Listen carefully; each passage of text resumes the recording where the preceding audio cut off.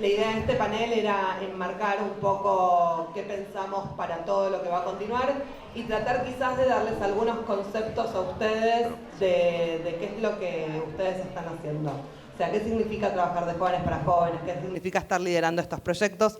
Esta es la idea. Le voy a pasar la palabra primero a Maricielo. Maricielo Hidalgo, vive en Tacna, tiene 23 años, es historiadora, representa Perú en la Red Iberoamericana de Jóvenes Ana Frank OEI desde el 2023, es activista feminista y parte de una agrupación de mujeres de su ciudad.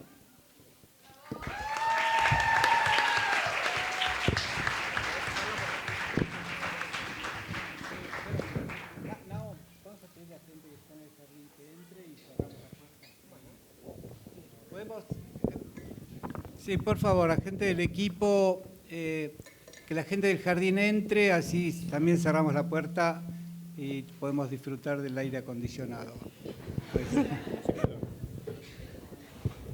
Así que un segundito más, y pedimos a todos los que están en el jardín, ingresan así damos comienzo.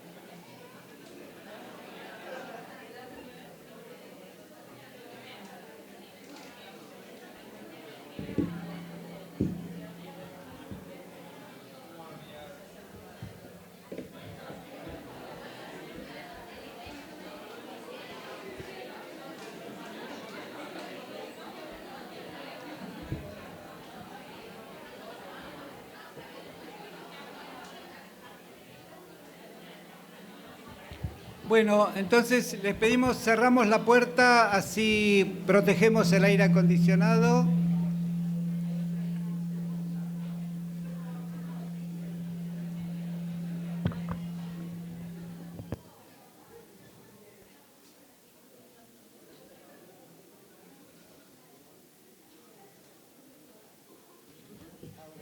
¿Ahora sí? Ok. Ya que fui interrumpida, les voy a pedir nuevamente un grito para la RIJ, por favor.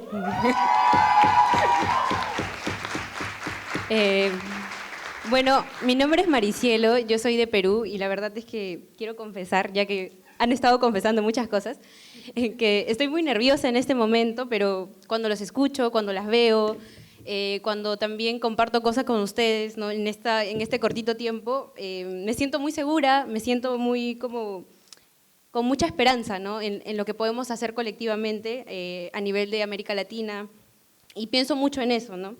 Y justo el día de hoy, que quienes tuvimos la oportunidad de visitar el centro clandestino de detención, creo que compartimos muchas experiencias, y algo que hablaba justo con mi compañera de Costa Rica era el hecho de que en nuestros países también hemos vivido o tenemos lugares de la memoria, ¿no? que se han construido a partir de estas lamentables situaciones.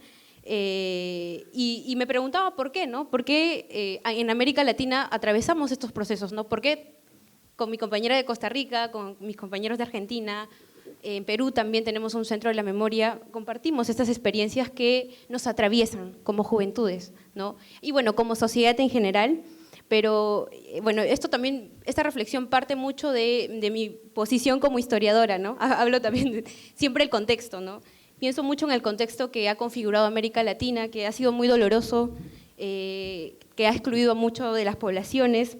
Y claro, cómo no pensar en que mucho de las políticas, mucho en cómo se piensa un país o América Latina, también se piensa desde el adultocentrismo, ¿no? Creo que es necesario decirlo, pensarlo, al menos en nuestra posición como jóvenes, ¿no?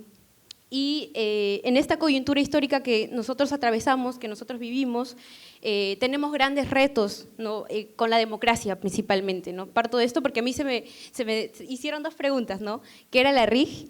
y cuál era su importancia, ¿no? Entonces, yo pienso mucho en eso porque siento que contextualizando este espacio, sobre todo donde nosotros habitamos, podría empezar a pensar qué es la RIC y cuál sería o cuál viene siendo su función.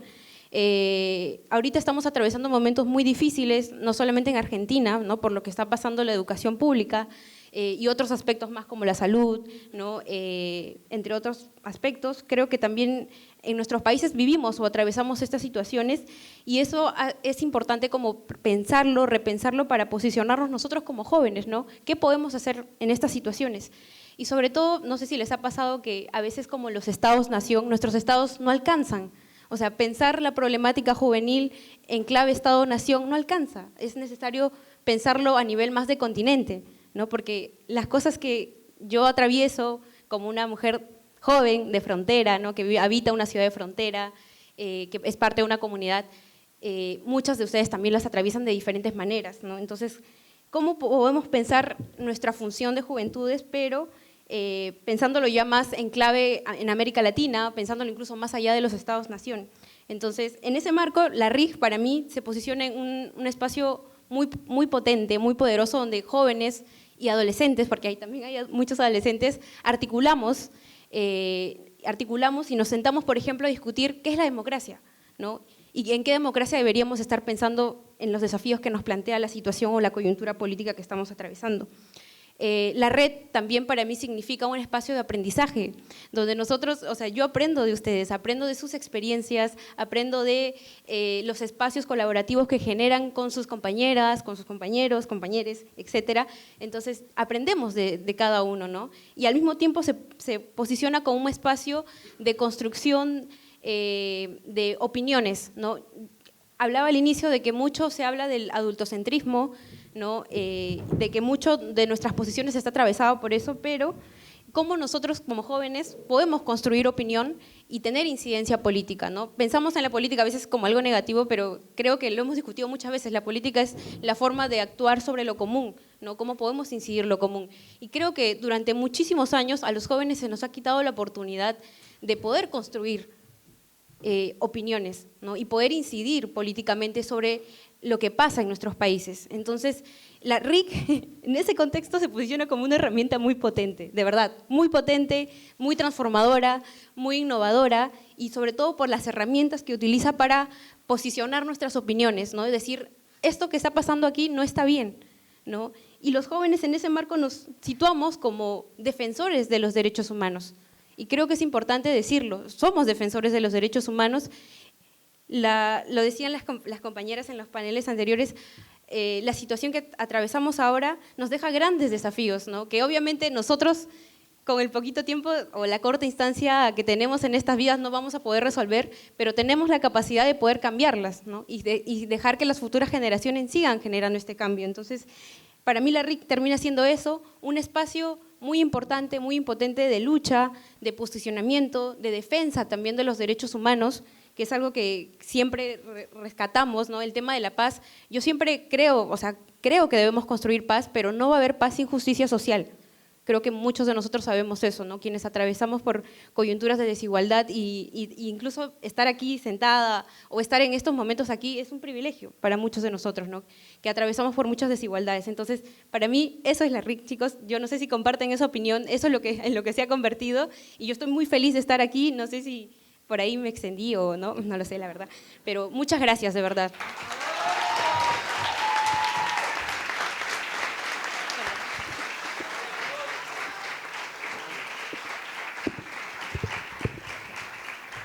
Gracias, Mari, por tus palabras. Tuvo como 5 minutos para prepararlas. Sí quiero comentarles que el grupo de la Red Iberoamericana son muchos jóvenes que están aquí presentes. Quien habíamos invitado, muy difícilmente habíamos decidido que hable. Iba a ser Nisi, que va a llegar recién mañana, y Mari nos salvó acá y en 3 segundos dijo, yo siempre estoy. Pero me parece que sí es importante, que es una visión colectiva de ellos como grupo. Después voy a retomar algunas cosas de las que dijeron. Mejor prefiero que sigan dialogando ustedes. Le paso la palabra a Luciana. Luciana Lirman, una joven de 49 años, oficial de comunicación para participación adolescente en UNICEF. Muchas Bueno, muchas gracias. Bueno, muchas gracias por este espacio, la posibilidad de compartir con todos ustedes esta noche. Gracias por la atención, con el cansancio. Yo quiero hacer un spoiler alert. Estoy con un ataque de alergia que me afecta la voz y me agarran así ataques de tos. Entonces, si ven que salgo corriendo es porque me agarra un ataque de tos. Pero vamos a tratar de poder terminar la exposición. Bueno, desde UNICEF había pensado una exposición más en formato congreso tradicional, llena de conceptos y de datos, pero decidí al último momento darle un giro a esta intervención. Sin embargo, me gustaría aportar algunos conceptos clave. UNICEF trabajamos mucho para impulsar y promover políticas de promoción de derechos humanos y la defensa de los derechos de los niños, niñas y adolescentes, y para hacerlo entendemos que la información es clave, entonces trabajamos mucho en la generación de evidencia. Entonces, conocer sobre la población con la que trabajamos, con las adolescencias, los niños, es uno de nuestros ejes, nuestros pilares fundamentales para después poder incidir en las políticas públicas y poder decidir en otros ámbitos de las políticas, como decía Mari también, ¿no? De cada acción. Ayer justamente tuvimos un taller con jóvenes que hablaban de justamente esto, la política más allá de lo partidario y cómo cada acción que hacemos en lo colectivo es política. Entonces, para situarlos solo estos conceptos, a nivel internacional existe, como decía Rafael, la Convención de los Derechos del Niño, que tiene un montón de derechos que pone sobre la mesa, que marca un giro de paradigma en relación al entendimiento sobre los niños y adolescentes como sujetos de derechos. Y esa convención, que ya tiene 35 años, a lo largo de este tiempo, se va complementando con otras normas que especifican o profundizan sobre algunos derechos, que son las observaciones generales sobre instrumentos internacionales. Y hay específicamente una observación general que a mí me gusta mucho destacar en estos espacios, que es la número 20, porque habla específicamente de las adolescencias, de los derechos de las adolescencias, el compromiso que asumen los estados cuando firman esta convención. Y esta observación general número 20 habla mucho sobre el derecho a la asociación libre de los adolescentes en los distintos ámbitos de su vida, en los espacios escolares, en los espacios recreativos, en los espacios cívicos, y cómo también promover y proteger este espacio de asociación y el derecho de los defensores de los derechos humanos. Vos hablabas también de los defensores de los derechos humanos, y ahí hay instrumentos y herramientas prácticas para pensar como defensores de los derechos humanos, de cómo después, cuando ustedes llevan a la práctica estas experiencias, impulsan sus proyectos de participación, de involucramiento, respaldarse en estas herramientas. En nuestro país, y voy a hablar, me disculpo con los compañeros y las compañeras que vienen de otros países, pero en nuestro país hay un marco normativo a donde dio un amplio vuelo a la Convención. En primer lugar, hay una ley que ratifica la Convención y que toma básicamente todos los principios que están en ella. Y después hay muchas otras leyes que avanzan sobre otros derechos. Y vinculados con la participación juvenil, tenemos una ley específica para la conformación de centros de estudiantes que impulsa y entiende el espacio escolar como uno de los primeros lugares de experimentación de las juventudes para poder desarrollar estas involucramiento y vinculación con lo colectivo como un espacio de militancia, de activismo. También tenemos una ley que habilitó a los jóvenes y las jóvenes de 16 y 17 años a poder votar, a participar en las elecciones, tanto presidenciales como legislativas, reconociendo este derecho a ejercer la participación ya más allá de lo comunitario, sino también en el espacio político. Entonces, nos parece ahí como que hay dos espacios centrales, y por último el Código Penal, el Código Civil, perdón, que se actualizó hace algunos años, amplía los derechos vinculados a la autonomía progresiva, que es otro de los conceptos claves que hacen a la adolescencia y a las juventudes, ¿no? Esta posibilidad de poder tomar espacios de toma de decisión, de que sus voces sean reconocidas, tenidas en cuenta y que tengan una incidencia, no solamente el ser escuchados por el acto decorativo de ser escuchados, que haya una incidencia real en las políticas. Me parece importante lo que vos traías, también quería recuperar esto sobre, bueno, en contextos que se presentan a nivel regional con ciertas dificultades para la garantía de determinados derechos, que las adolescencias y juventudes puedan expresar su voz y que puedan incidir respecto a esto, ya sea a través de su propio activismo, a través de la participación en las urnas. ¿Qué es lo que nosotros pensamos de UNICEF? ¿Qué es lo que queremos impulsar en términos de promover, facilitar la participación juvenil? Uno de los elementos claves es lo que traía la compañera en relación al adultocentrismo.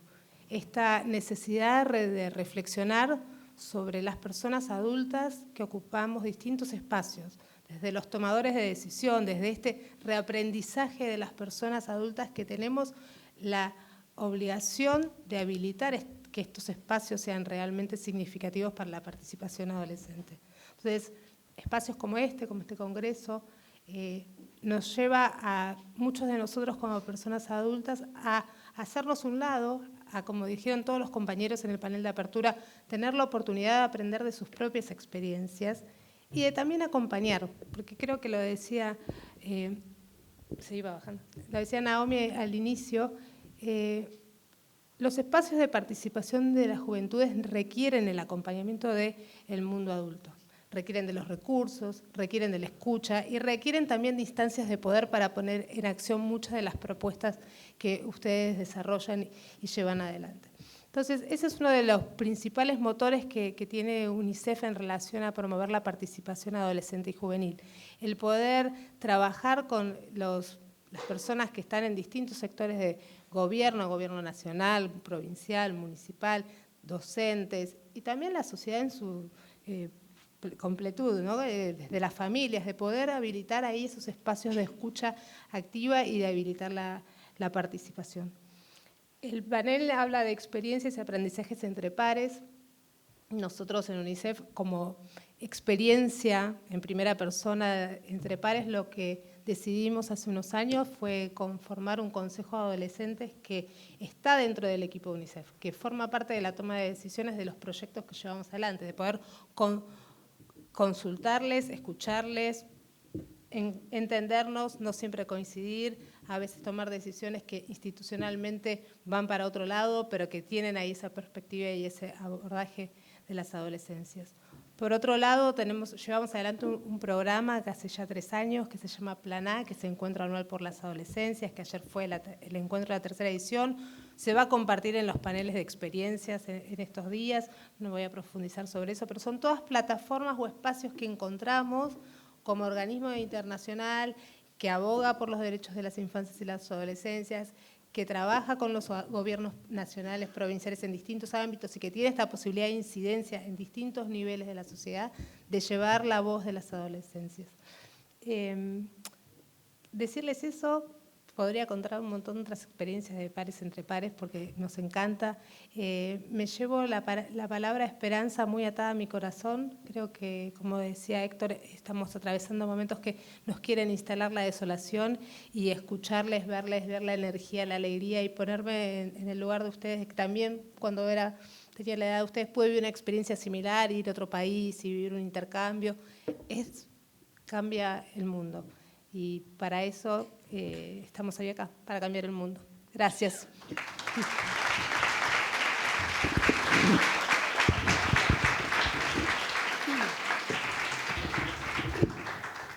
Muchas gracias, Luciana. Contarles a ustedes que con Luciana ya venimos, ¿cuántos son? 4 meses, 3 meses de reunirnos todos los jueves para planificar esto. No, pero fue mucho trabajo. No, pero que sepan que detrás hubo muchas personas que más allá de que antes estábamos las autoridades y yo, contando como un poco más del rol institucional. Del otro lado había personas que realmente estuvieron en todos los pequeños detalles y agradecer eso también. A esto le gusta caerse, pero no se va a caer. Octavio, seguimos con vos. Octavio Camus es miembro de Brigadas Educativas de San Juan, un grupo de estudiantes universitarios y profesionales convencidos de que el derecho a la educación debe llegar a todas partes.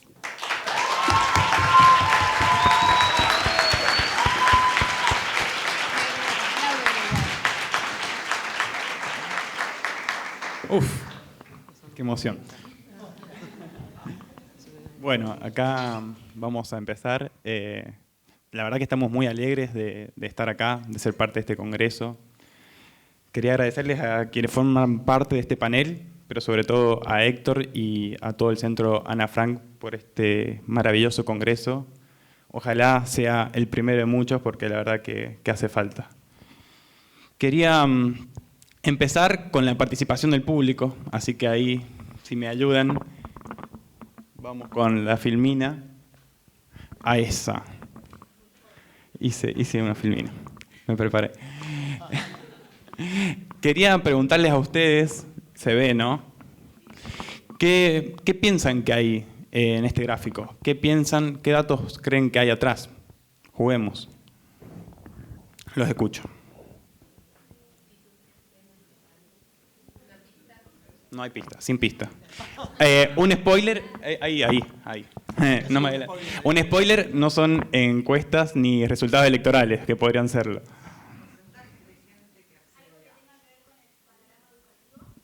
Ahí va, puede ser. ¿Otra?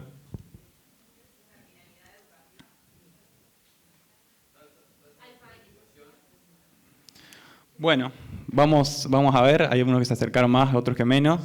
Acá vemos distribución de los estudiantes según su condición de pobreza y nivel de desempeño. ¿Qué vemos? 4 grupos. Pobres con buen desempeño, pobres con bajo desempeño, no pobres con buen desempeño y no pobres con bajo desempeño. Esto que podemos ver en el gráfico, 4 grupos muy claros, y vemos un grupo que está ahí, tratando de sobrevivir, ¿no?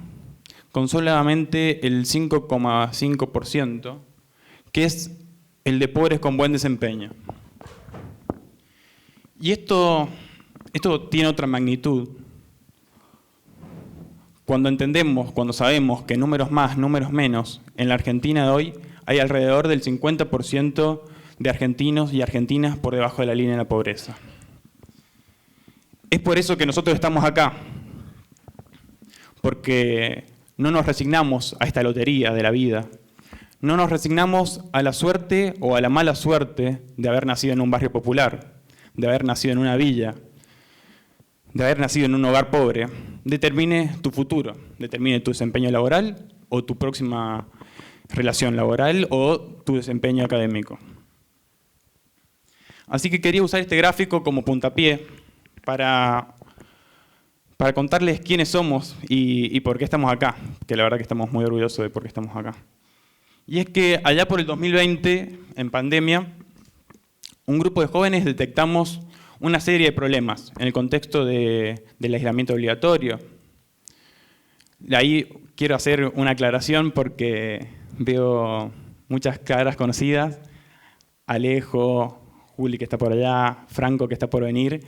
Somos primera generación de brigadistas, pero algo que hablamos y que nos parece muy loco y que refleja el paso del tiempo es que ya hay una segunda y una tercera generación de brigadistas que está tomando la posta y la verdad lo está haciendo muy bien.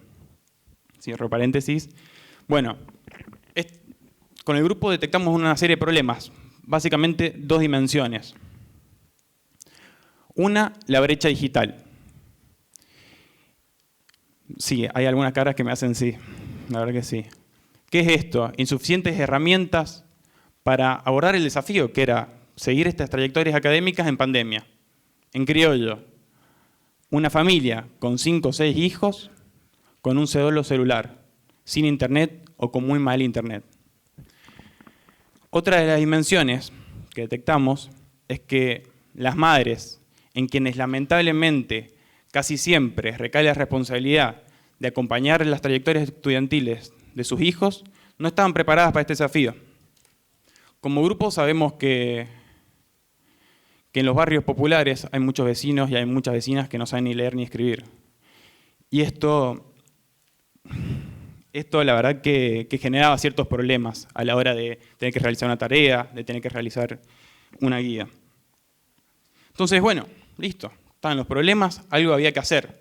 Fue así que nació Brigadas Educativas, como una idea de acompañar las trayectorias académicas de estos chicos, complementando la educación formal que ya reciben ellos en la escuela, pero con un método que nosotros creemos novedoso. ante la falta de recursos, ante la escasez de recursos materiales, nosotros lo combatimos con más cercanía, más compromiso, más solidaridad y más amor. Es así, esa es nuestra filosofía, ese nuestro esquema. Y es así como hoy más de 50 jóvenes, en su mayoría estudiantes universitarios, otros ya somos profesionales, acompañamos las trayectorias estudiantiles de más de 150 chicos de barrios populares. Y nos movilizamos, pero nos movilizamos con al menos una claridad. Nadie se realiza en una sociedad que no se realiza. Somos todos artífices de un destino en común. No hay una posibilidad de una Argentina próspera, no hay una posibilidad de una nación próspera con los niveles de desigualdad que vemos en este cuadro. Y bien sabemos que lo nuestro, la verdad que es un poco contracultural. Vamos contra la corriente. En esta era de la inmediatez, en esta era del algoritmo, donde predominan sentimientos como la ira, el enojo, la violencia, nosotros no creemos en nada de eso.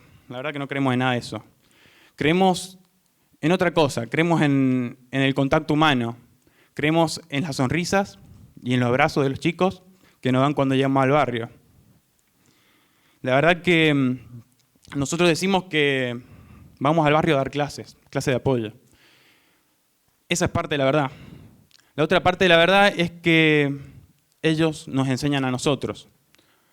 Somos nosotros quienes aprendemos mucho más de ellos que ellos de nosotros.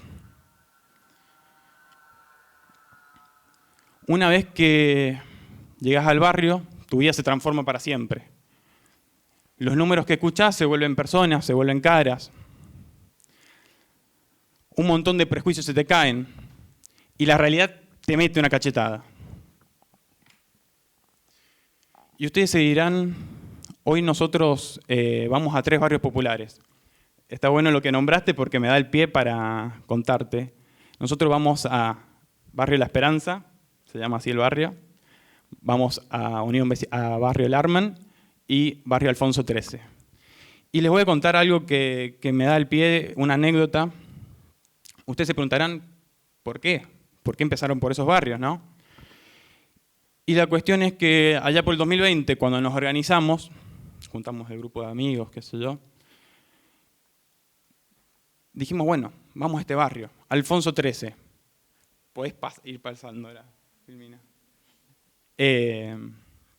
Alfonso XIII, vamos al barrio Alfonso XIII.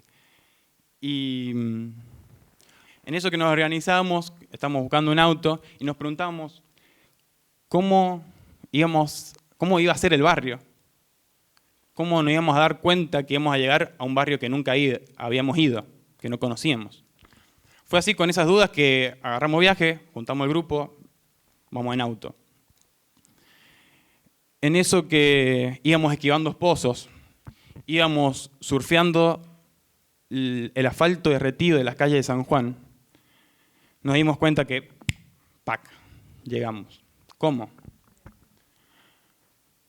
Rancho tras rancho. Ranchos hechos de adobe, otros de caña y barro, uno del lado del otro, uno del lado del otro. En ese momento seguimos viaje, veíamos la realidad, que habían algunos ranchos que están mejor, otros peor, pero nos preguntamos, porque la verdad que habíamos recorrido el barrio, que era inmenso, nos preguntamos cómo íbamos a abordar eso, cómo íbamos a hacer, no teníamos ni idea cómo íbamos a hacer para esa magnitud de barrio. Así seguimos durante 4 kilómetros, donde había un rancho del lado del otro. Llegamos al final del barrio, dimos la vuelta y vimos una persona en la puerta. Su nombre era Ricardo y fuimos a hablar con él. Le contamos qué queríamos hacer, cuáles eran nuestras ideas, qué estamos propuestos. Él, la verdad que nos escuchaba, pero su mirada iba de un lado al otro. Podíamos ver en sus ojos cierto descreimiento. En eso, en un momento, en un parate, en un momento de silencio, nos dijo, chicos, ¿Saben lo que pasa? ¿Saben la cantidad como ustedes que han venido acá a prometer cada cosa y no han hecho nada? Nosotros ya no le creemos a nadie. Fueron esas palabras de Ricardo que nos quedaron dando vuelta en la cabeza. La verdad que nosotros veníamos con mucho ímpetu, con muchas ganas, estamos movilizados, pero la verdad que quedaron retumbando. Lo bueno es que casi 4 años después, un poco más de 4 años, hicimos algunas cosas que se las quiero leer. 4 años después, construimos un aula en el barrio. Regularizamos el dominio de los más de 400 lotes que impide que sean desalojados. Realizamos 2 campañas para que vuelvan a la escuela quienes habían dejado. Participamos en la reconstrucción de 30 viviendas que estaban en las peores condiciones, conectándolos por primera vez para que tengan agua, cloaca y baños.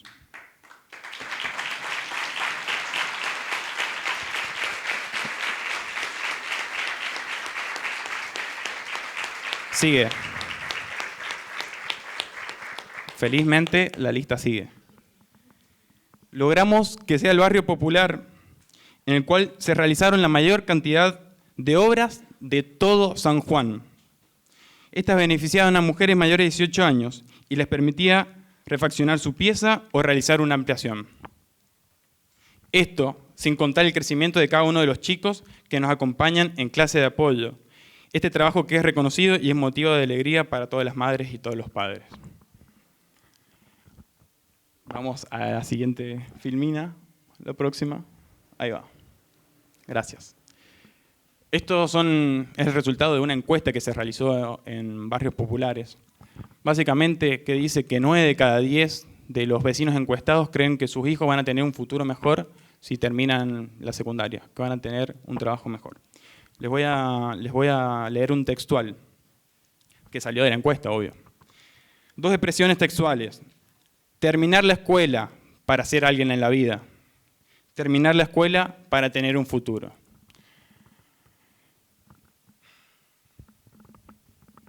Y esto que vemos, que como les contaba, muchos de los vecinos de los barrios, vecinos y vecinas de los barrios, no saben ni leer ni escribir, pero tienen la esperanza de que sus hijos tengan un futuro mejor, que termina primaria, que termina secundaria, y quién no, por qué no, quién dice, que sean el primer universitario de la familia. Párrafo aparte con el tema de las universidades. Muchos de nosotros somos o hemos sido estudiantes de las universidades nacionales.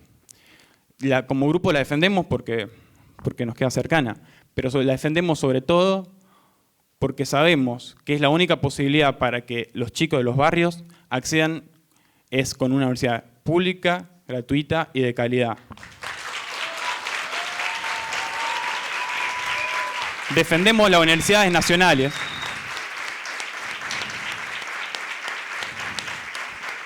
Defendemos las universidades nacionales porque queremos que se llenen de chicos de La Esperanza, de Larman, de Alfonso XIII y de los más de 5.400 barrios populares de todo el país.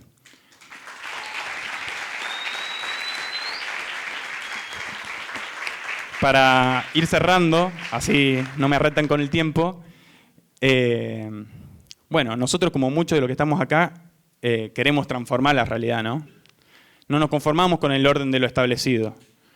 Nosotros pensamos que una de las herramientas para transformar la realidad es a través de la educación, que creemos que es uno de los pilares que necesita cualquier país para desarrollarse. Pero hoy en día vemos un montón de derechos que no se están cumpliendo. Como grupo pedimos y exigimos que se cumplan un montón de derechos. Entre ellos, el derecho a una alimentación sana, el derecho a una vivienda digna. Porque bien sabemos nosotros que nadie puede estudiar con el miedo de que su casa se le venga encima. Nadie puede estudiar con la panza vacía. Es por eso que nosotros estamos convencidos de que podemos construir un futuro mucho mejor con estas simples cosas: educación, alimentación de calidad y una vivienda digna para todos y para todas. Muchas gracias.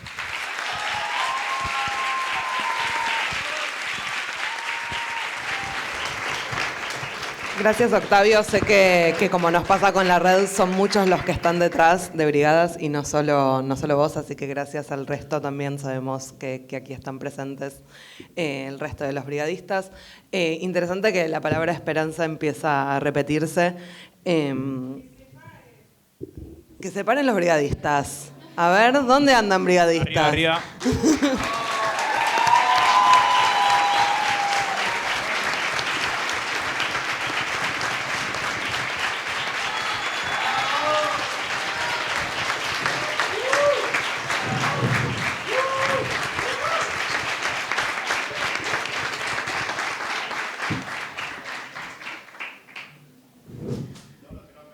Alquilaron un micro y se vinieron desde San Juan, literalmente, chicos, literal, no es un decir.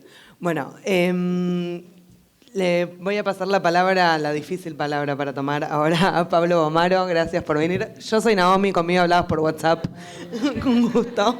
Yo te dije que iba a empezar tarde, que no te preocupes.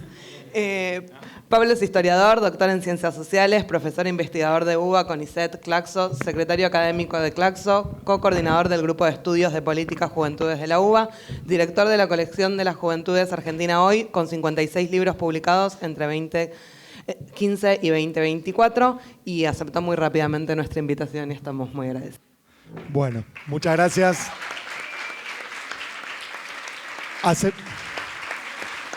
Acepté rápidamente la invitación, pero llegué tarde, perdón, estaba en la facultad de la universidad en otra actividad. Yo le decía a Noemí que no sé por qué había agendado que esto era a las 8 y bueno, ella me dijo, no, es a las 7, tenés que venir. Bueno, llegué con mucho menos cuarto, pero bueno, lamento no haber podido estar antes, lamento que llegué con una intervención, creo que la de Nisi, ¿no? No, ¿cómo es tu nombre? Perdón, yo me copié ahí como Marisol, no, Marisela. Maricielo, qué lindo nombre. Maricielo, entonces la de Maricielo llegué empezada y bueno, digamos, Octavio, sí pude escucharte todo y por supuesto a la colega, digamos, que trajo la, digamos, experiencia excelente que hace, digamos, UNICEF tanto en Argentina como en América Latina. Entonces, todo esto es para decirle que Noemí me decía, bueno, vos escuchá y un poco reaccioná a lo que las y los jóvenes van a ir comentando, pero como llegué medio tarde, también por eso fui tomando algunos apuntes porque no venía con algo preparado. Ya van a ver que voy a hablar un poco, pero igual no venía con algo preparado. No me va a costar mucho, los que me conocen saben que yo arranco y hablo, pero voy a hacer lo más breve posible. A ver, algunas cuestiones primero que creo que están buenas dialogando con lo que escuché y con lo que seguramente han ido conversando.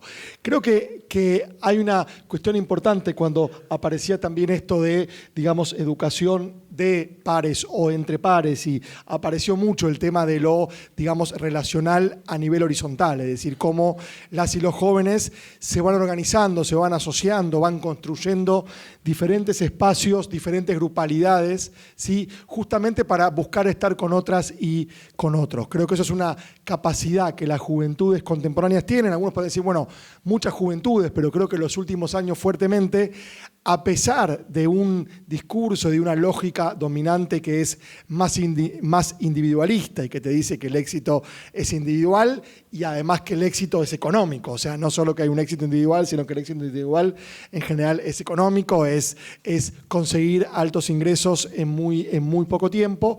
Creo que hay una persistencia de la organización, de la asociatividad juvenil, de las, digamos, grupalidades que me parece que es muy importante y esta dimensión, digamos, relacional yo la destaco porque creo que desde ahí se pueden construir cambios, se pueden construir transformaciones, se puede construir esperanza, porque tiene que ver con persistir en algunas dinámicas, en algunas lógicas que no son muchas veces las que nos invitan desde los discursos que más predominan o que están más difundidos.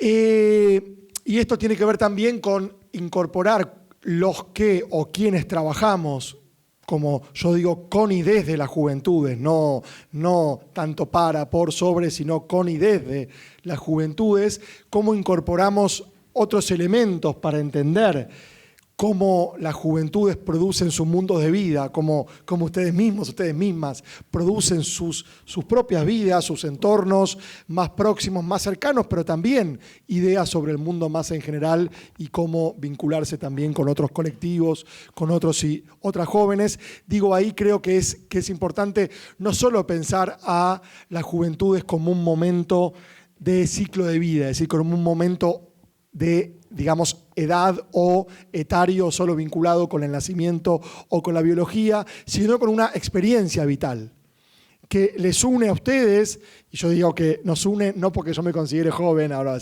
este se hace el joven, no es eso, sino que les une a ustedes y que nos une como una experiencia más allá de las edades. Y eso está bueno poder pensarlo, porque inclusive cuando se digamos, implementan muchas políticas públicas, el parámetro para pensar si una persona entra o no en una política, si es, digamos, palabra horrible, población objetivo, o si es beneficiario, o si puede participar de una política pública, es la edad que tiene, ¿no? Entonces, muchas veces se queda excluido de un espacio que puede brindar una pertenencia, una capacidad de identificación de una política pública solamente por prevalecer un criterio de edad o etario y no, digamos, un criterio de experiencia de vida, de cómo se construyen relaciones, cómo me relaciono con mis pares, con lo intergeneracional también, es decir, con las generaciones más adultas o las más nuevas, es decir, con niños y niñas, y cómo también me vinculo con el entorno, ¿no? Entonces creo que eso es importante. Segunda cuestión que creo que es importante es algunos verbos que acá aparecieron que tienen que ver con escuchar, reconocer y construir empatía. Muchas veces, yo que trabajo hace muchos años juventudes, o con y desde las, digamos, juventudes, como antes dije, me invitan para que ayude en políticas públicas locales, por ejemplo, intendencias, municipalidades, provincias, lo que fuera. Pablo, ¿cómo podemos hablarle a las y los jóvenes? Sentimos que las y los jóvenes no nos escuchan, sentimos que nuestro mensaje no les llega. Y yo lo primero que digo, y a veces no me invitan más por eso, pero no me importa porque por suerte hay muchas Noemí que me siguen invitando, es, pero ¿por qué no invertimos la pregunta? ¿Por qué siempre pensamos, o en los últimos años, cómo les hablamos a las y los jóvenes? ¿Cómo hacemos que nuestro mensaje les llegue más? ¿Por qué no pensamos cómo les escuchamos? ¿Por qué no pensamos cómo creamos los espacios sociales, si me pusiera en académico los dispositivos sociales, los espacios sociales de escucha y de toma de decisión y protagonismo juvenil? Es decir, ¿cómo podemos pensar que estas experiencias que nos están compartiendo se puedan expandir, se puedan fortalecer desde la escucha? No desde que el Estado, con mirada adultocéntrica y en general también patriarcal, te va a enseñar cómo eso, bueno, es una experiencia muy linda mientras son jóvenes, está muy lindo, pero ahora llega la política de verdad y llega el momento que ustedes aprendan a vivir, a asumir responsabilidades y a ser adultos. Esto es como una suerte de divertimento, ¿no?, que ustedes van haciendo hasta que se convierten en adultos y se dan cuenta que hay que hacer otra cosa. Creo que yo lo estoy por supuesto llevando a un extremo, ¿no? Ese pensamiento que está muy generalizado tiene que ver con la poca capacidad del mundo adulto, del mundo político, del mundo de la, digamos, academia, de poder escuchar a las juventudes, de poder escucharles. Muchas veces cuando yo hago entrevistas, trabajo con diferentes jóvenes, me dicen, lo que más siento es que nadie me escucha, o sea, que no me escuchan, que están hablando sobre mí, que, digamos, hay una frase que es, las juventudes son muy habladas y poco escuchadas, es decir, todos, yo mismo ahora, ¿no? Algunos me dirán, Pablo, pero vos estás hablando, ¿no? Estamos hablando sobre la juventud, estamos pensando cómo deberían ser. Buenísimo esta práctica, pero hay otra práctica que es sancionada y no debe ser, porque hay una juventud ideal que en general está en la cabeza de lo que los adultos nos imaginamos que las y los jóvenes deben ser. Entonces creo que hay una, digamos, cuestión de escuchar, reconocer, porque justamente reconocer las producciones, las prácticas, los lenguajes, las formas de ser diversas de las juventudes, cómo las juventudes se van produciendo desde la diferencia. Pero esas diferencias o esas diversidades no nos impiden o no les impiden estar juntos. No hay estar juntos como borrar la diferencia, sino reconocernos como diferentes y a partir de ahí construir el común, construir las formas de estar juntos. Y lo tercero tiene que ver con generar empatía. Empatía, que es ponerse en el lugar del otro, que es un poco lo que Octavio decía, ¿sí? A Maricielo vuelvo a decir, digamos, escuché poquito, perdón, pero creo que tiene que ver con ponerse en el lugar de, o sea, con poder vivir esa experiencia de ser otro y de transformarme a mí mismo a partir de reconocerme en otro. Empatía que no es simpatía solamente, o sea, no es idealizar, no es todo es lindo, bonito, lo que viene de la juventud es, digamos, es hermoso, aplaudamos todo el tiempo, no. Tampoco es antipatía, que es rechazo, que es estigmatización, que las juventudes son vagas, apáticas, descomprometidas, consumistas, exitistas, todos quieren ser influencer, ¿sí? Todo eso se dice todo el tiempo, ¿sí? No es antipatía, no es simpatía, es empatía. Y este verbo, empatizar, o esta palabra, o este sustantivo, empatía, esto no es una clase de lengua, ¿sí? Pero digo, creo que es importante también entre ustedes y entre los adultos que queremos seguir trabajando con y desde las, digamos, juventudes. Una tercera, digamos, cuestión tiene que ver con algo que también apareció acá, apareció más en clave de malestar, de rabia, enojo, bronca, pero tiene que ver también con las desigualdades crecientes que entre las juventudes, Octavio decía, bueno, más del 50% de las y los jóvenes o las y los niños también pueden ser considerados pobres en la Argentina. Es decir, hay una desigualdad creciente que entre las jóvenes generaciones o entre las nuevas generaciones es mucho más aguda, es mucho más profunda que en otros grupos sociales. Entonces, estamos creciendo, estamos socializándonos, estamos formándonos y produciendo nuestra vida en sociedades cada vez más desiguales, profundamente desiguales y profundamente precarizadas, deterioradas, degradadas. Esta degradación material que Octavio describía, pandemia mediante, también es una degradación o un deterioro subjetivo, afectivo, vincular, esta dimensión corporal, vincular, afectiva, que se soslaya muchísimo y que creo que es muy importante. Siempre, pero de la pandemia para acá, es totalmente fundamental poder incorporar en este trabajo, en estas conversaciones, en este diálogo, lo que tiene que ver con los afectos, con los vínculos, con las emociones, con los cuerpos, porque eso afecta nuestra vida, produce nuestra vida, ¿sí? Y tiene que ver también con malestares que no solo están basados en elementos materiales. Acá se decía también cómo considerar, y creo que lo han dicho antes en otro espacio porque fue, digamos, mencionado, cómo considerar la participación en un sentido amplio. O sea, cómo considerar un proceso de politización donde muchas formas de participación pueden ser consideradas políticas en el sentido de que pueden ser consideradas colectivas, pueden expresar conflictos sociales, organizadas, que nos dicen algo sobre lo común, sobre lo público. Ahora voy a volver sobre eso, y entonces cómo cada vez más cuando pensamos en participación de las y los jóvenes, tenemos que incorporar esos otros espacios que parece que no están reconocidos, que no están legitimados, que no existen, pero que justamente configuran las formas de involucramiento, de compromiso público, ¿sí? Social, cultural, territorial, religioso inclusive, que las juventudes producen o desarrollan en sus vidas cotidianas, cada día, en cada uno de los momentos. Y creo que acá esta dimensión colectiva, colaborativa, de lo común y de lo público, como decía antes, es importante expandirla, ampliarla, ensancharla lo más posible porque justamente angosta, reduce la otra dimensión de lo individual. Tomo algo de lo poquito que escuché de Maricielo cuando ella decía la política es el territorio de lo común. Y creo que esto de construir lo común es muy importante porque lo común es lo que nos permite convivir, es lo que nos permite pensar que el otro, la otra es diferente, es distinto, es diverso, pero no es mi enemigo o no es incompatible con mi vida. Desde muchos discursos dominantes, discursos violentos, autoritarios, de odio, se nos invita a decir, esos son la lacra social que no deben estar más. Y esos pueden tener muchas etiquetas, cualquier etiqueta.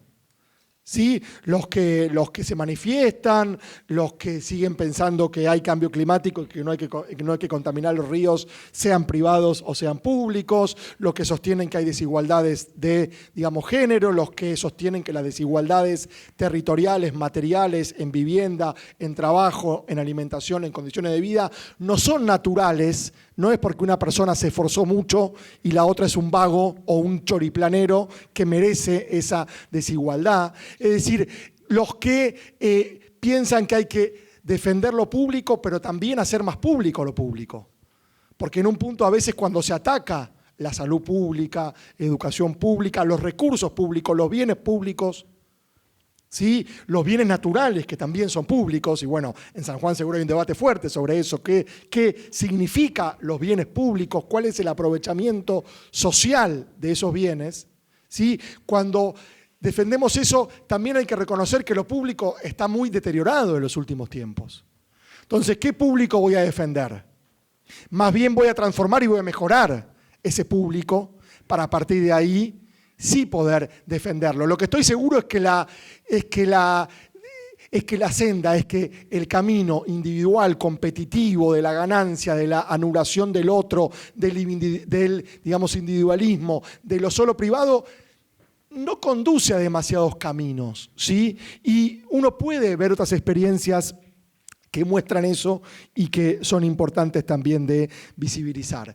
Acá apareció el término adultocentrismo. Estoy un poco haciendo un recorrido lo más rápido posible por algunos elementos que tenía anotados y otros que fueron emergiendo. Acá apareció el término autocentrismo y creo que es importante también poder pensar, cuando yo decía escuchar, reconocer, empatizar, que las nuevas generaciones, ustedes, se tienen que hacer lugar en un mundo con reglas dadas, con reglas producidas por otros, que en general somos las y los adultos, que les dejamos un mundo en general no demasiado cómodo, no demasiado bueno, no demasiado amigable, no demasiado habitable, sino más bien un mundo bastante hostil.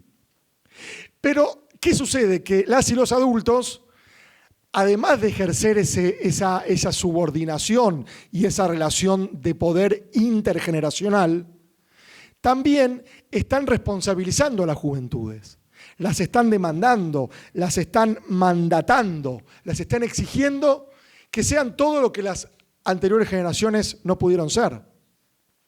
Y esos discursos creo que, digamos, inciden mucho en cómo se conforman las subjetividades juveniles. ¿No? Yo a veces pongo un ejemplo que pasó hace unos años, pero que creo que entre las y los más jóvenes está mucho más presente que entre los adultos, que es lo que sucedió en pandemia. Cuando se les preguntó a las y los estudiantes, a las y los jóvenes, cómo virtualizar la educación o cómo regresar a la presencialidad. ¿A alguien se le ocurría que después de estar el 2020 en gran parte confinados, en el verano 2021, las y los jóvenes no iban a querer juntarse con otros? Y no era fiesta clandestina, no era matar al abuelito, era querer estar con otra persona en lo presencial. Porque también la pandemia mostró que el mundo digital es muy importante, pero la presencialidad, lo vincular, lo afectivo es muy importante. Y ese reconocimiento nunca estuvo. Más bien estuvo el mandato, cuidado, los responsables de los contagios son ustedes. ¿Sí? Si van al boliche, si van a salir a cualquier lugar cerrado, sin ninguna ventilación, pero pagan una entrada, celebremos porque se reactivó la economía. Si me junto en el río, en la montaña, en la plaza, dispérsense porque están muy juntos y están provocando contagios. Entonces, también el tiempo libre, el ocio, el esparcimiento tiene que ser mercantilizado y no podemos construir lo común no mercantil en cómo estar juntos en el tiempo que no estamos en la escuela o que no estamos trabajando, quienes necesitan, digamos, trabajar aún siendo jóvenes. Creo que eso es importante también poder pensarlo y también poder reconocer las espacialidades y las temporalidades y cuáles son los tiempos y los espacios, ¿sí? Yo ahí coincido con lo que Octavio decía, pero creo que también está bueno poder pensar que hoy hay una temporalidad más acelerada y que las redes sociales, de cierta manera, nos configuran, querramos o no. Porque la mayoría de aquí, puede ser que alguno opte por la desconexión, pero la mayoría de aquí tiene una cuenta en Instagram, mira TikTok o tiene una cuenta, si alguien hace alguna gracia en TikTok, pase la cuenta que todos queremos verlo, pero si no, miran TikTok, tiene una cuenta en Instagram o siguen Twitch, por supuesto YouTube, algunos politizados pueden estar en Twitter, algunos o en X como es ahora, algunos que le quiere dar el gusto a la madre, a la tía, a la abuelita, siguen Facebook para darle el gusto solamente, o lo que fuera, pero esta temporalidad del mundo digital, algunos dicen, no, yo estoy en Facebook no para darle gusto a mi abuela, sino porque quiero, ponían cara por ahí. Pero digo, esta temporalidad acelerada de lo inmediato, de también la multitarea, ¿sí? Yo siempre digo, cuando doy clase, a mí no me molesta que los estudiantes estén con el celular. Porque yo mismo, cuando hablaba de Octavio, estaba con el celular y lo escuché todo. De hecho, estoy todo el tiempo citándolo. Porque hay una capacidad, y yo no me hago el joven, de multitarea, de multitasking, de simultaneidad, que no es el tiempo sucesivo, el tiempo lineal, el tiempo del etapismo. El tiempo de primero te toca tal cosa, después tal otra. Sacrificate mucho porque cuando te jubiles vas a disfrutar la vida. Mi abuelo que era italiano, yo le decía, abuelo, ¿por qué trabajas 12 horas por día? ¿Cuándo vas a disfrutar? Cuando me jubile, Pablo me decía. Ahora me voy a sacrificar. Y cuando me jubile llega el momento de disfrutar de la vida. Bueno, ese pensamiento está cada vez menos presente. Quizás en buena hora. Quizás eso también transforma los proyectos de vida, a veces negativamente, porque también hay un deterioro subjetivo, como yo decía, pero también a veces positivamente para poder aprovechar el presente, para poder estar más vinculados con otros, para relacionar trabajo con otras esferas de la vida. ¿Sí? Y ahí también hay una política menos sacrificial, menos del sacrificio y más del poder crear, del poder imaginar otros futuros, y ahí aparece el tema de la, digamos, esperanza. Voy a cerrar porque tenía algunas cosas más, pero estoy siendo muy largo, sí, obvio, ya cierro. Acá aparecía también la cuestión de paz y justicia social, que yo me quedé también pensando en eso, y la cuestión de otras lógicas, experiencias, el compartir. Octavio decía, valoran que estemos, que persistamos en el barrio, que no vayamos una vez y nunca más nos ven. Y ahí en esta temporalidad efímera, en esto de que aparece todo el tiempo, de que, por ejemplo, una historia de, digamos, Instagram no queda guardada en ningún lado. Bueno, pero hay una persistencia, o sea, ustedes son más como el muro, ¿sí? O sea, que sí aparece y sí puedo ver que persisten, que vuelven, que recurren, que permanecen, que están en el territorio. Esta cuestión de la espacialidad es, creo, digamos, fundamental. Y también poder pensar cómo otras lógicas son importantes, ¿no? Como antes decía, porque creo, y con esto cierro, yo les llamo algunas gramáticas, pero no me quiero poner así como técnico, que en este tiempo creo que hay que disputar, hay que discutir. Se nos invita a dar una batalla cultural o batalla de las ideas, disputa por un sentido común, y creo que es importante poder pensar cómo se producen la, digamos, gramática o la lucha que aparecía antes por los derechos, la defensa de los derechos. Pero para algunos discursos y para algunas personas inclusive, esos derechos que nosotros defendemos en realidad los procesan como privilegios. Porque ¿por qué atacan a la, digamos, universidad pública? Sin duda porque no quieren ciencia, porque no quieren progreso, porque no quieren un país independiente, porque quieren hacer un argentinicidio. Pero desde el discurso lo dicen porque van los hijos de los ricos. Entonces, ir a la universidad pública desde una gramática actual es un privilegio. Los que tienen trabajo estable, en lugar de defender su derecho, contra quienes trabajan en reparto, en Rappi, en Uber o lo que fuera, o en un call center, o como repositores en un supermercado, o repartiendo pizza en su bicicleta, claro, son privilegiados porque tienen un empleo estable.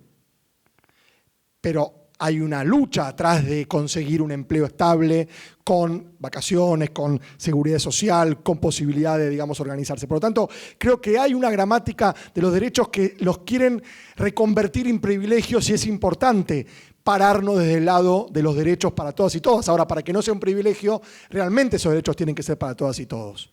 Porque si Octavio va al barrio y encuentra que no hay cloaca, que hay calle de tierra, que no hay luz, que no hay salita de primeros auxilios, que no hay salud, que no hay escuela pública, y bueno, esas personas están fuera de ese marco de los derechos. Y quizás para ellas Octavio es un privilegiado. Y Octavio está ejerciendo un derecho a organizarse. ¿Ven cómo esa gramática es muy confusa y está buena separarla? Lo mismo, ¿qué sucede con la libertad? Todos queremos libertad, pero libertad sin comunidad no existe. Es la guerra perpetua.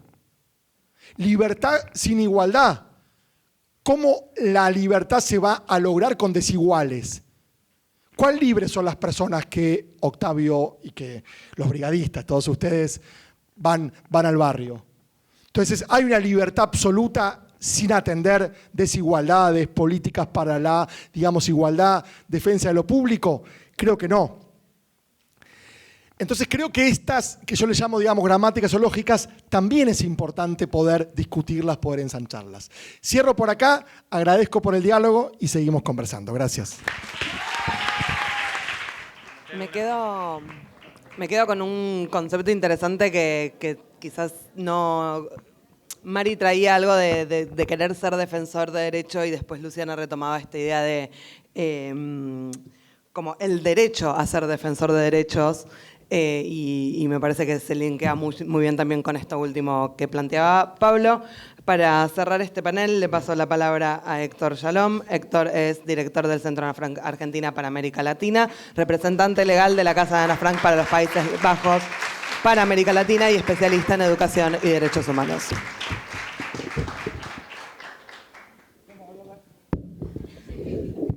¿Cómo hablar a las 9 menos 10 de la noche, digamos, después de todo el día? Por un lado, decirles que así va a ser el Congreso. Va a haber paneles, adultos y jóvenes, y va a haber muchos espacios para contar experiencias y para relatar desafíos en los que están embarcados. Así como hemos escuchado la experiencia que desarrolló de brigadistas Octavio, nosotros cuando pensamos el Congreso dijimos, creemos un espacio para que se copien, para que se incentiven, para que se roben ideas y proyectos, porque vimos tantas cosas tan buenas que dijimos solamente lo que tenemos que hacer es crear el espacio para que se sienten y se cuenten. Si logramos eso, todo lo demás va a ser intrascendente. En ese sentido, el Congreso tiene el desafío de proponerles la idea de copiarse. Así. Las cosas buenas deben ser copiadas, sin ningún pudor. Me quiero referir a los títulos de este panel, ¿no? Que son como el comienzo del Congreso: Empoderamiento Juvenil, Experiencias en Educación entre Pares. Y probablemente si hubiese...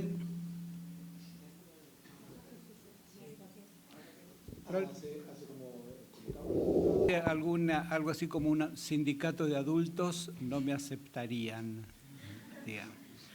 Y en ese sentido quiero ser profundamente crítico de mi generación y contar algunas experiencias de cómo esto se ha reflejado críticamente. Por un lado, contarle una pequeña anécdota. Me contaron mi formación, soy psicólogo, soy psicoanalista, pero trabajé siempre en proyectos educativos en escuelas y siempre he sido militante en derechos humanos y he tratado de juntar las cosas.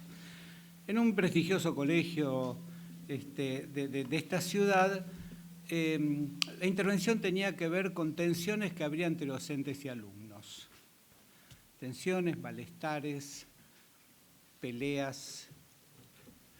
Y se me ocurrió hacer un ejercicio que era preguntar a los alumnos qué es lo que más les molesta de los docentes, a los docentes qué es lo que más les molesta de los alumnos.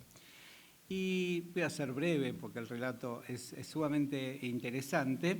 Cuando le pregunto a los alumnos empiezan a decir ciertas cosas. Cuando te toman examen con lo que no te enseñó, Cuando te califican conducta con nota, sí. Cuando vienen a la clase y te dicen, lee tal página, etcétera, etcétera, etcétera. Hasta que una alumna dice, está bien, todo eso nos molesta, pero a mí lo que más me molesta de mis docentes es la resignación.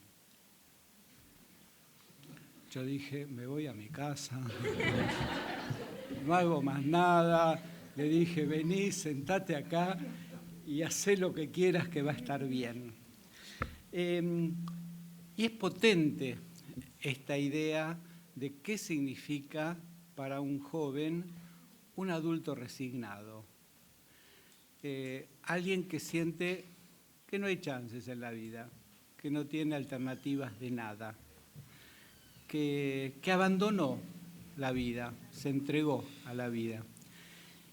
Y en ese sentido, en este centro que está manejado por jóvenes, porque ustedes piensan que me tratan bien los jóvenes de acá, no es cierto, de ninguna manera.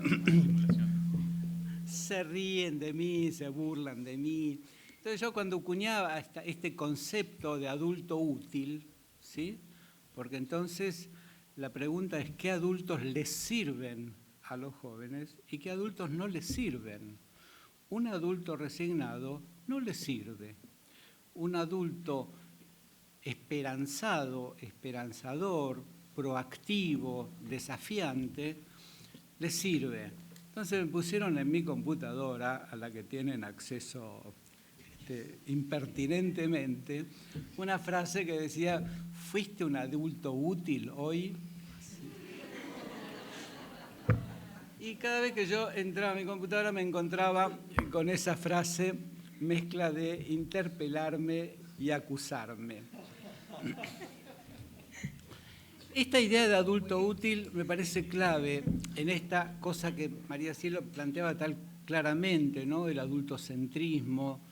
Y a mí me parece muy importante que en este concepto de empoderamiento, que yo voy a preguntarles qué es a ustedes, a ver si me ayudan a entender el concepto, en este concepto, en esta idea de empoderamiento, el rol de los adultos es clave. Si los adultos son útiles o uno está rodeado de adultos resignados.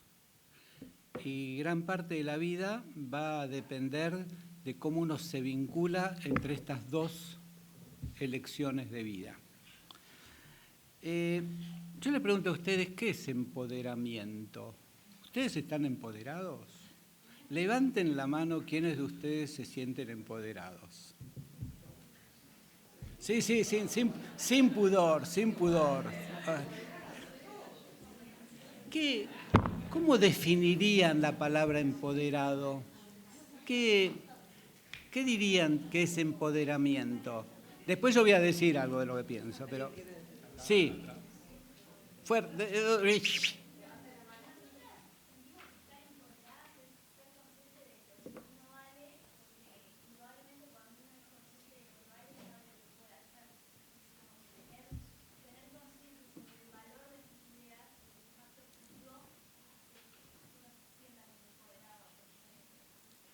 Ok, vos lo definirías como la conciencia del valor que uno tiene, que uno vale. ¿Sí? ¿Qué otra definición?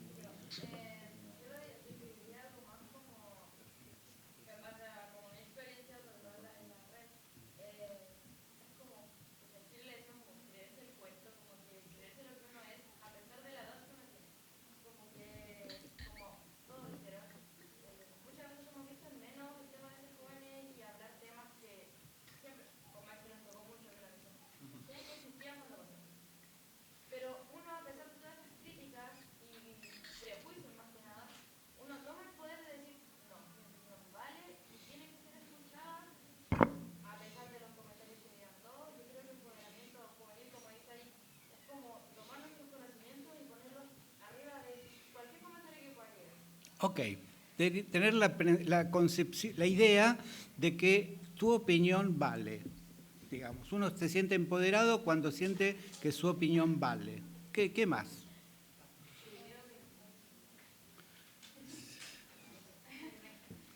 Sí, digan nombre país, por lo menos. ¿Y qué?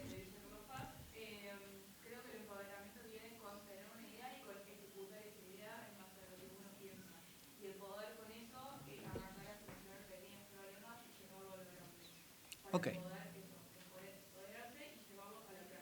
Ok, tener una idea y llevarla adelante y ejecutarla.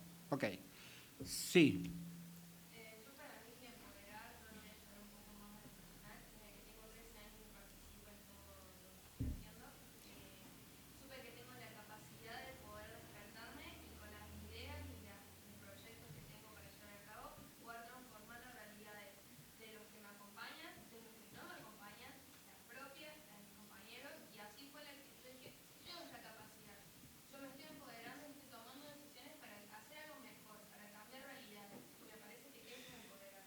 Ok, la conciencia de capacidad para cambiar realidades. ¿Está bien? Es decir, sí, ¿quién va? Uno más y listo. Este grupo muy empoderado. Perdón, estas tienen que ser conclusiones cuando termina el Congreso. Sí, tomamos una idea más, sí.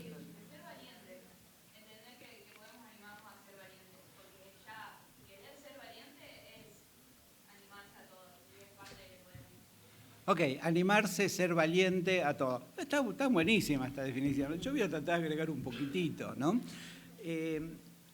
A mí me gusta mucho la idea de empoderamiento en términos de la capacidad de elegir, de la capacidad de tomar las propias decisiones, la capacidad de decir sí a lo que uno quiere que sea sí y la capacidad de decir no a lo que uno quiere que sea no. Esto no es tan sencillo, esto lo puedo decir en la vida sexual, en la vida de relaciones, en la vida, decir sí a lo que quiero decir sí y no a lo que quiero decir no. Un sujeto empoderado, como dicen ustedes muy bien, desarrolló la capacidad de tomar sus propias decisiones. Un sujeto no empoderado está expuesto a que otros decidan por uno. Muchas veces, cuando otros deciden por uno, deciden en función de sus propios objetivos y no en función de los objetivos de uno. En ese sentido, empoderamiento en derechos tiene que ver con esa idea de apropiarse de los derechos.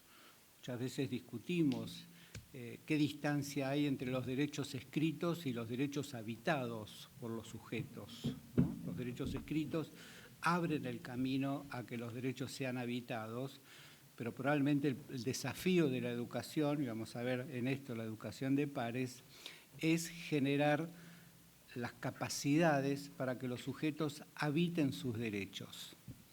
Ahora, estamos con un problema técnico, teórico, acá hay académicos, gente que sabe de verdad. Los derechos son obligaciones de los estados. ¿Sí? Si el derecho a la educación obliga al Estado a crear las condiciones de acceso a la educación, derecho a la vivienda. Y a mí me pasó algo, que es la sensación de que por momentos demandar al Estado impotentiza al sujeto. ¿Sí? Es decir, si uno ante una situación, la acción se limita a demandar al Estado, se desresponsabiliza de actuar sobre eso.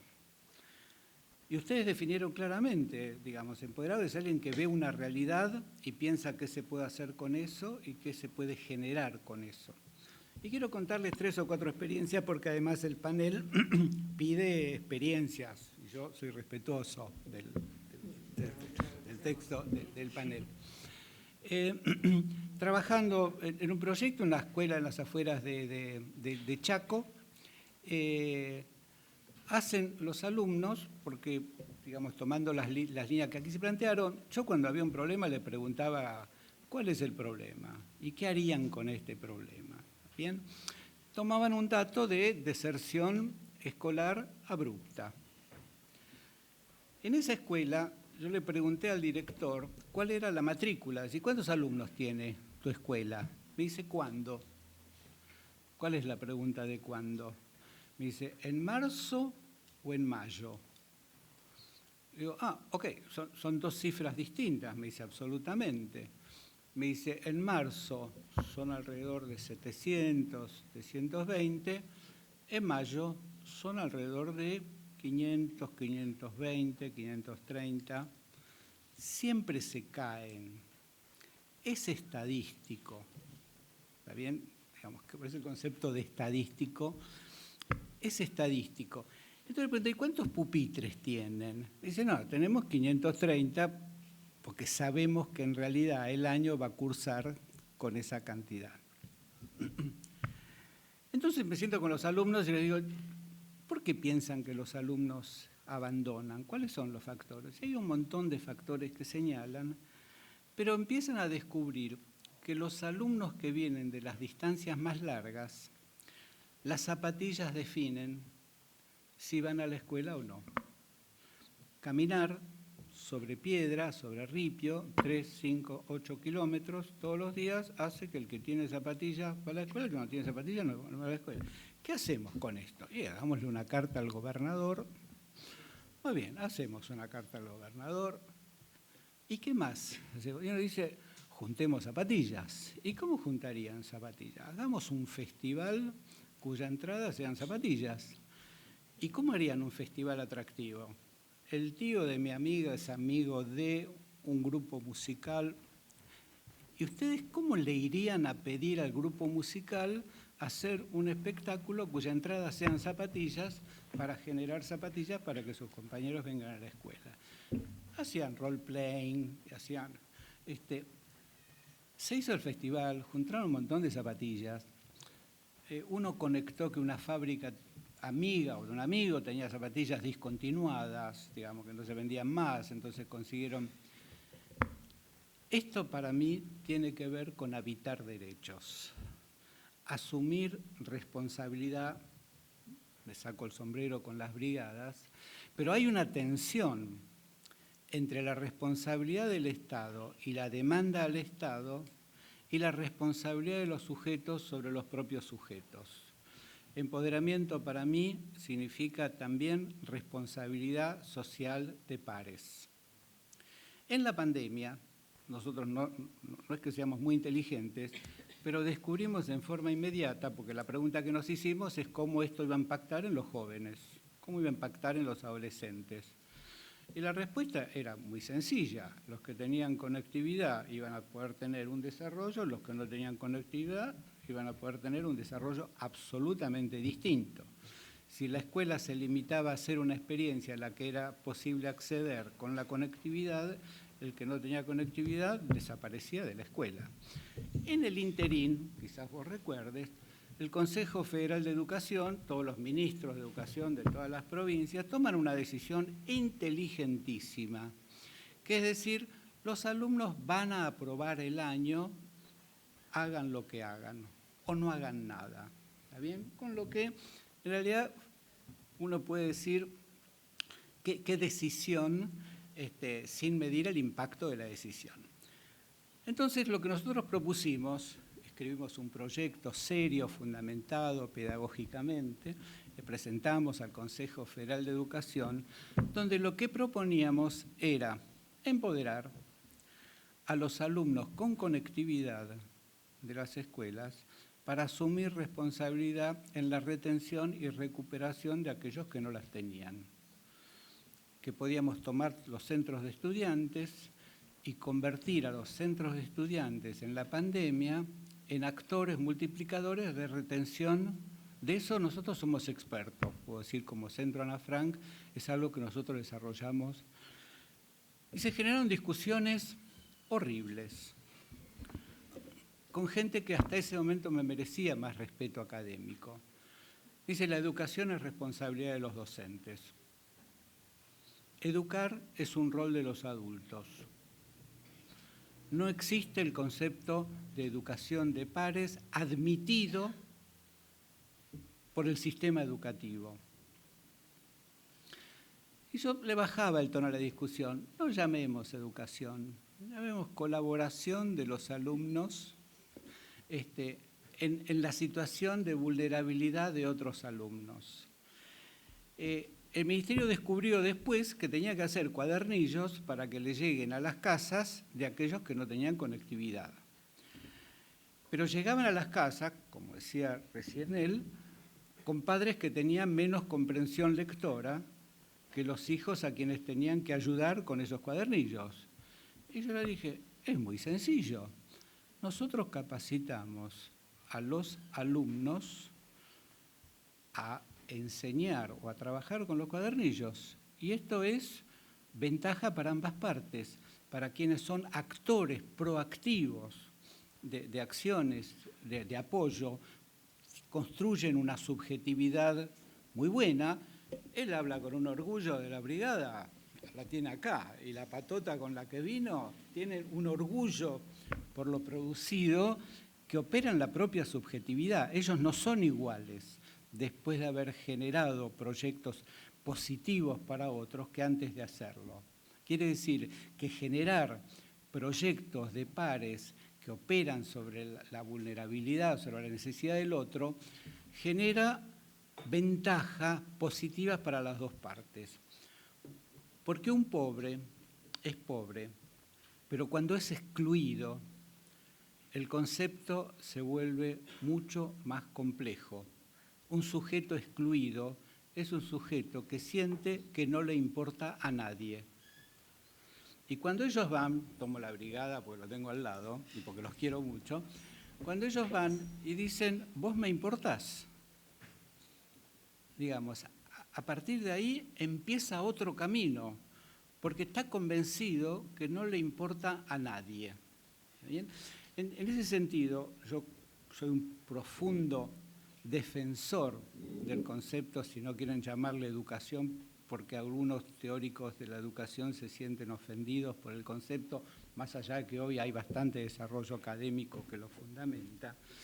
La palabra de un par tiene un peso muy superior a la palabra de un adulto.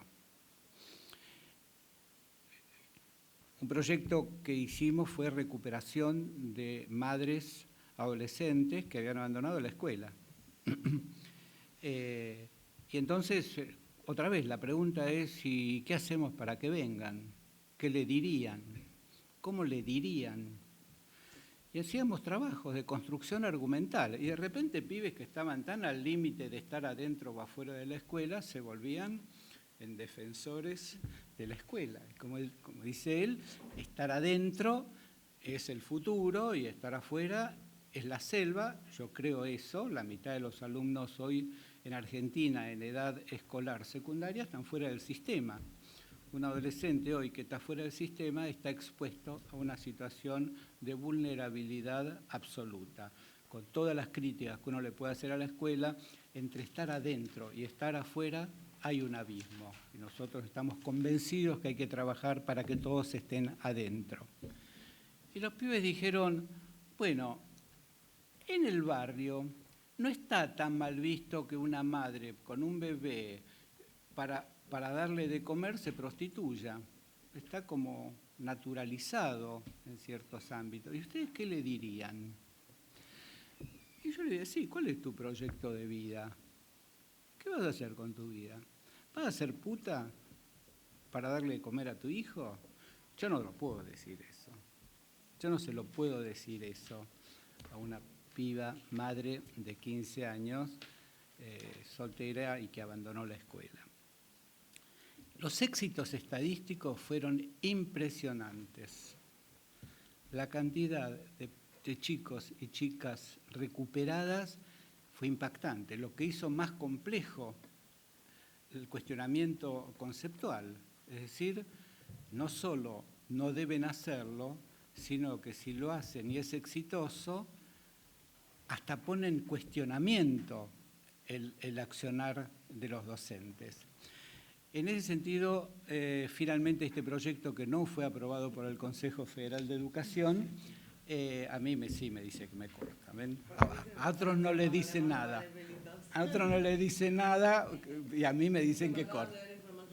Ok, quiero entonces muchos de proyectos de tutoría de alumno a alumno, enseñanza para rendir materias de alumno a alumno, tuvieron un efecto estadístico impresionante. Lo que no pudimos hacer con el Consejo Federal, lo hicimos con 4 ministerios provinciales, con más de 120 escuelas, con datos, con resultados estadísticos sumamente importantes. Quiere decir que empoderamiento es eso, poder hacer lo que ustedes están haciendo y poder elegir para no otorgar a otros la elección sobre sus decisiones. Cuando digo otros, mientras nosotros estamos acá, y con esto termino porque después me retan, él no tiene esa, digamos, a él no lo retan después. Cuando me fui ahora. Para cerrar. Cuando digo otros eligen por uno, otros son sujetos, mientras nosotros estamos acá discutiendo ampliación de derechos y empoderamiento juvenil, en el país se está discutiendo la disminución de la edad de la imputabilidad. ¿Está bien? Esto quiere decir que los adolescentes puedan tener cárcel común y condena desde edades más tempranas. Esto es todo un mensaje, que los adolescentes son delincuentes. Esto estadísticamente no se verifica para nada, los índices de delincuencia adolescente o de menores son insignificantes, no así en la repercusión mediática, ¿está bien? Con lo que un pibe roba, esto aparece en los medios con un grado de violencia mediática multiplicadora. Ningún pibe nace para ser delincuente, detrás de cada pibe que comete un delito hay un adulto que lo usa. Y cuando digo que finalmente empoderamiento es tener la capacidad de elegir, es que nadie otro elija por uno. Tampoco las redes, tampoco TikTok, tampoco los influencers, digamos. No otorgarle a nadie y a nada el derecho a tomar las decisiones de uno. Eso será empoderado. Y entonces uno, habitado en derechos, caminará derecho por la vida mirando hacia adelante, y uno no empoderado caminará torcido mirando el piso. Así que, bueno, ojalá...